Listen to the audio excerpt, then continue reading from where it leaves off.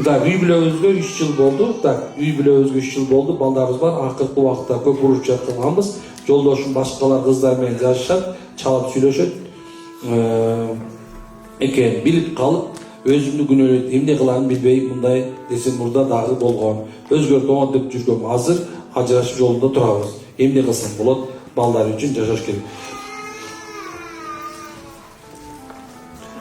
Benimle aytып аялдар, мына аял заты айнандар, туура силер башка кылымда жашап атасыңар. Бирок идеалдуу эркек көрдүңөр беле?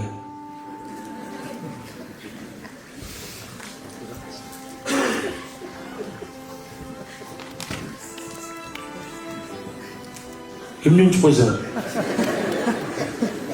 Эркектер айнандар, идеалдуу аял көрдүңөр беле?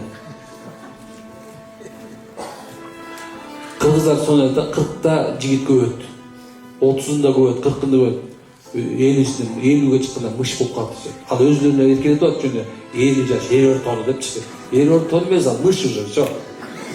Biraz sabırlık koysan maşallah. Son bulur de. Gitmeyle o hiç.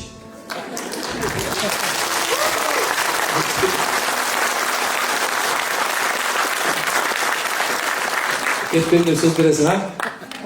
Bol, ketpeli ağlar seylerinde. Siz ketsen Allah'ın şimdi kalat. Karab atkan kızlar gelip vermeydi, katım olup vermeydi. Al jöneli al sana da öte adı. Karşı? Bol. Beyişte de Kur'an ayetla oluyor.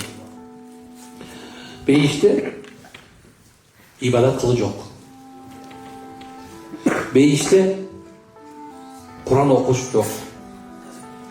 Biro Beyişke girgende adamlar birinci girgende 5 türlü paygambardın sıfatı verilirken.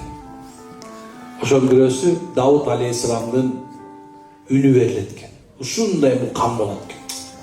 Yusuf Aleyhisselam'ın sululuğu verilirken. Muhammed Aleyhisselam'ın ahlakı verilirken. Anan birinci beyişke girgenlerge Davut Aleyhisselam Toha süresini okuytken. Uşunday okuganda мындай свеча бар го. Ошону ысык жерге коюп койсо эзилет го. Адамдар ушундай эзилет экен бейиште. Охо, рахат.